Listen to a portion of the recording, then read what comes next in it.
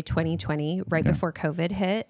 I deconstructed the fall prior to that. I was logically completely deconstructed, but my emotional brain was still in. I had a fear of my children not going on missions. I had a fear of them not going to church anymore. I had a fear of them not being part of the community. I was afraid of not going to church. I actually was afraid of that. I was afraid of you not going to church, even though I didn't say it. You had signed our family up to pass out waters at the Carlsbad Marathon. I did. And it was on Sunday. We had to get up and be there at 5 a.m. And I remember it being so painful. Like if I think about from a somatic experience, the feeling that I had in my body, there was intense anxiety missing church that day, even though I had just totally deconstructed. As the marathon starts and the runners are starting to come by, got our boys there and you're there and we're filling up waters and we're handing them to the runners. In the beginning part of the race, you've got like the people who are like professional athletes running through.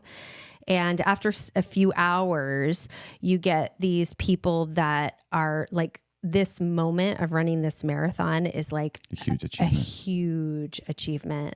I mean, to me, running a marathon for anyone at any point in their life is a huge mark of achievement. Some of them had like someone holding them, like kind of holding them up, and they were really struggling.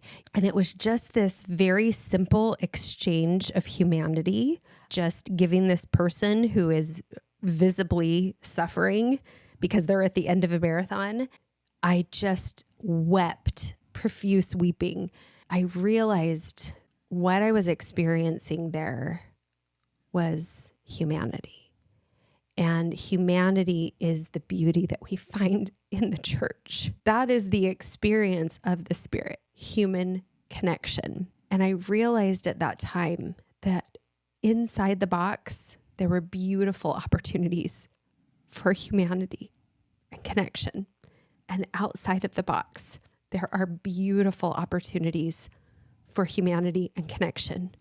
I would have to be more intentional about seeking out those experiences because in the church, they're all there for you.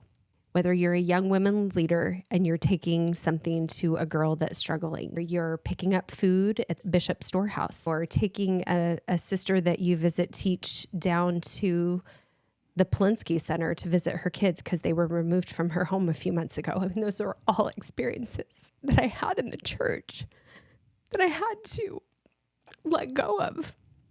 And what this marathon taught me is that these kinds of human experiences exist everywhere. And we just have to be willing to seek them out. And that was the experience that taught me it's going to be okay. It's going to be okay to leave church.